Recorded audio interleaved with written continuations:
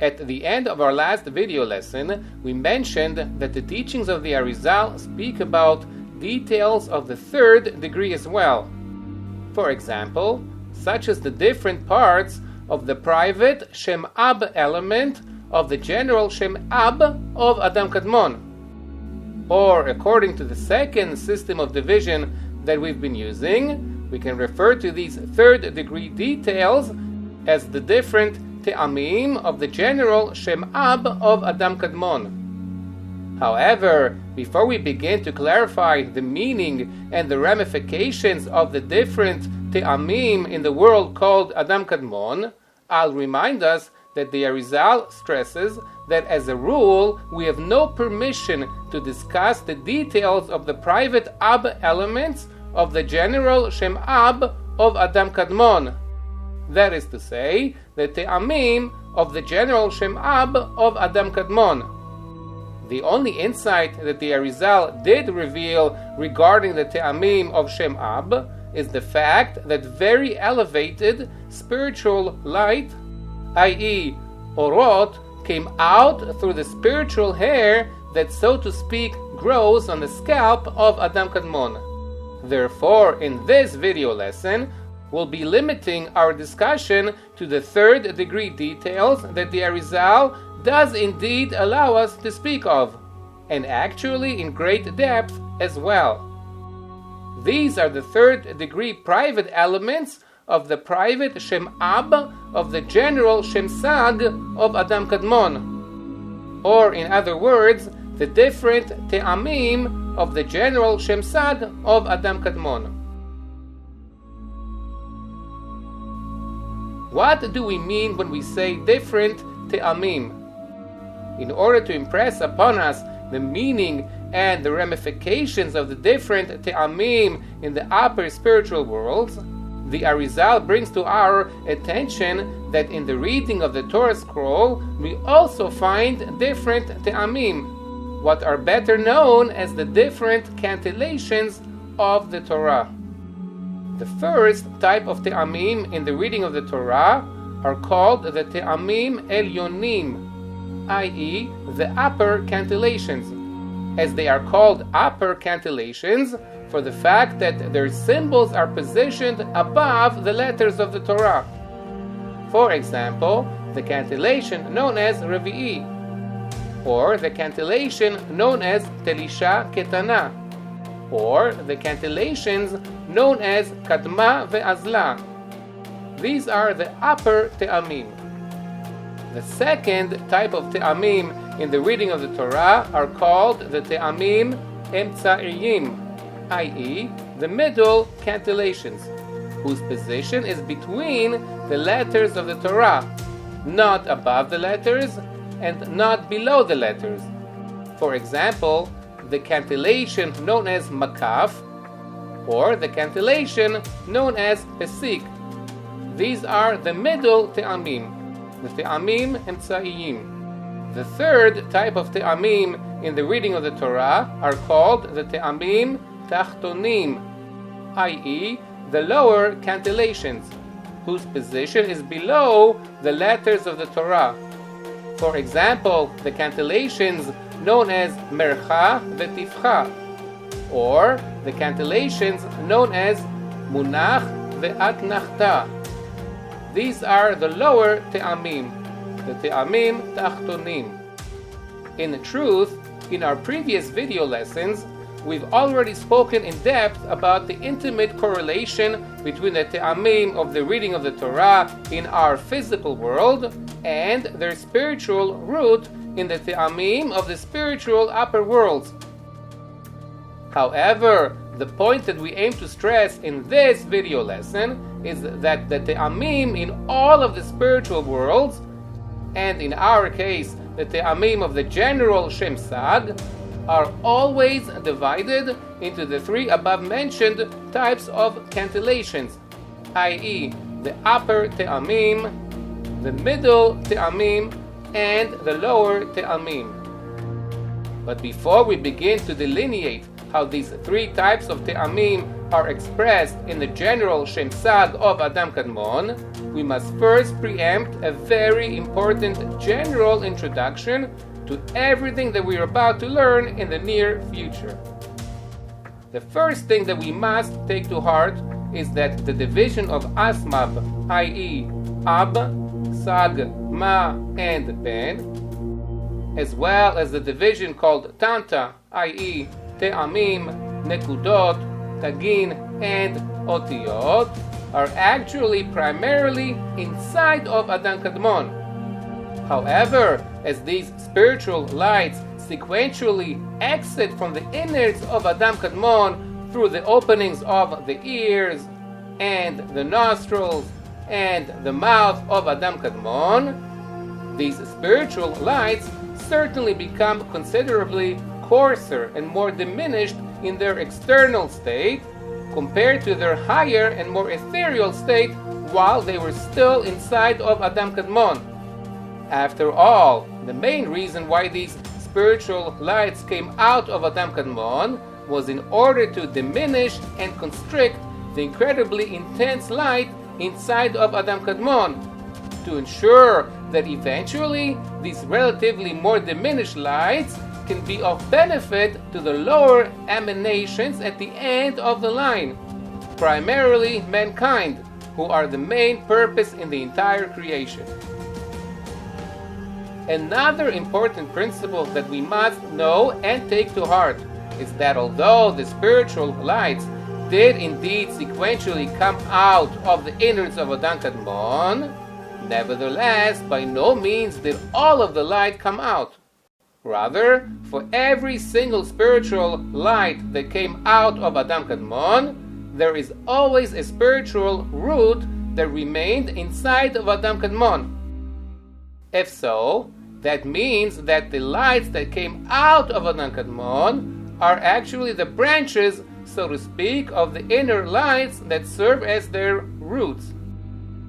Additionally, we must understand that what we, so to speak, call the body of Adam Kadmon isn't really a vessel, the way we would normally think of a physical body that contains the spiritual soul, as after all, the first vessel was created only much later on in the stage called Olam Ha'akudim, after the lights came out of the mouth of Adam Kadmon. Therefore, we must conclude that what we call the body of Adam Kadmon is also made out of spiritual lights, albeit much coarser lights than the spiritual lights inside of the so-called body of Adam Kadmon. Not only that, but the coarse light that makes up the body of Adam Kadmon is actually even coarser than the spiritual lights that came out of Adam Kadmon. If so, then we must distinguish between the three above-mentioned spiritual lights that are associated with Adam Kadmon. The first and the highest of all three spiritual lights is the light inside of Adam Kadmon. The second highest spiritual light is the light that came out through the openings in the body of Adam Kadmon. Finally, the third and the lowest spiritual light associated with Adam Kadmon is the coarse light that makes up his so-called body. Having learned this very important introduction, we can begin to delineate the different types of spiritual te'amim in the general Shem Sag of Adam Kadmon.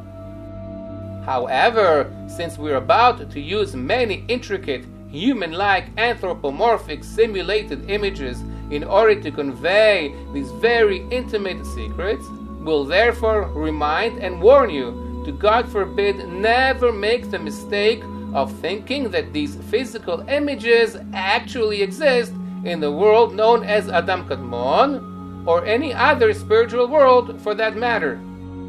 And just as we did in the last video lesson, we'll again leave this warning sign in the top left corner of the screen in order to ensure that none of us are distracted from this crucial warning for even one moment. With that in mind, the upper te'amim of the general Shem Sag of Adam Kadmon are the spiritual lights that came out of the ears of Adam Kadmon. And according to the second division that we learned, the light that came out of the ears is equivalent to the Sag element of the private Shem Ab of the general Shem Sag.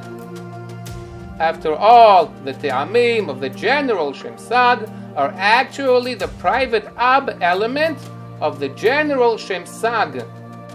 If so, then when we get even more particular, we'll take to heart that the different Te'amim of the general Shem Sag are actually the different parts that make up the private Shem Ab of the general Shem Sag of Adam Kadmon. Based on the secret of the verse, Mibesari echazeh Eloka, literally, from my flesh I see God, we should not be surprised that since physical man has 2 ears and 2 ear holes, one on his right and one on his left, therefore Adam Kadmon also has 2 ear holes, one on the right side of his head and one on the left side of his head. Indeed, the spiritual light came out of both ear holes of Adam Kadmon, the right and the left. Immediately after the spiritual light came out of Adam Kadmon's ears, they began to, so to speak, flow and slide downwards on the 2 sides of Adam Kadmon's face, on top of his so-called beard, until these lights eventually reached the chin of Adam Kadmon, what the Arizal calls Shibolet Hazakan. With all that said, we must clarify that although the light of the ears is positioned in the area of Adam Kadmon's beard, nevertheless, the beard of Adam Kadmon is actually a different spiritual entity than the light of the ears. Keep that in mind. When we look even more carefully at the path of the light that came out of the 2 ear holes of Adam Kadmon, we'll notice that although initially they came out as far away from each other as could be on the opposite sides of Adam Kadmon's head, nevertheless, as these lights proceeded to drop lower and lower down Adam Kadmon's face, they gradually drew closer and closer to each other, until they finally met each other in the area of the chin of Adam Kadmon, what the Arizal calls Shibolet Hazakan. In truth, though, the Arizal proceeds to clarify that the light that came out of the right ear did not actually meet and unite with the light of the left ear in the Shibolet Hazakan, but rather a small dividing space remained between the 2 parts of the light of the ears. So you're probably asking why the Creator was so meticulous in making sure that the 2 parts of the light of the ears did not actually join each other at the Shibolet Hazakan. In order to properly appreciate this very deep reason, we must introduce a very great principle in the teachings of Kabbalah, what is known as Haka'at Ha'orot, literally the smacking or the collision of the spiritual lights. What does the Arizal mean to convey to us in the concept known as Haka'at Ha'orot? When 2 spiritual lights collide with each other, they, so to speak, smack each other. And as a result of this so-called smacking, spiritual vessels are created. The purpose of these vessels is to contain and clothe inside of them their respective spiritual lights. And in case you haven't figured it out yet, the phenomenon known as Haka'at Ha'orot is actually a union of sorts between a male spiritual entity and its counterpart female spiritual entity. Later on in our learning, we'll speak much more about the secret of Haka'at Ha'orot. However, for the meantime, we'll settle with the knowledge that as a result of Haka'at Ha'orot, the spiritual vessels are created. What we do need to clarify and understand already at this early stage in our learning is why the Creator was so diligent in preventing the light that came out of the right ear to unite with the light that came out of the left ear. In other words, why did the Creator not want to create vessels at this early stage, as the light was coming out of the ears of Adam Kadmon? We've already mentioned that there are no vessels in Adam Kadmon, to the point that even his body isn't the proper vessel, but rather made up of coarse spiritual lights which contain within them even more ethereal spiritual lights, i.e., the lights of the Asmab or the Tanta, if you will. Not only that, but even after these ethereal inner spiritual lights eventually began to come out of Adam Kadmon through his hair and his ears and his nostrils, nevertheless, no vessels were created from these exiting lights, not until the lights eventually came out of the mouth of Adam Kadmon in the stage known as Olam HaAkudim.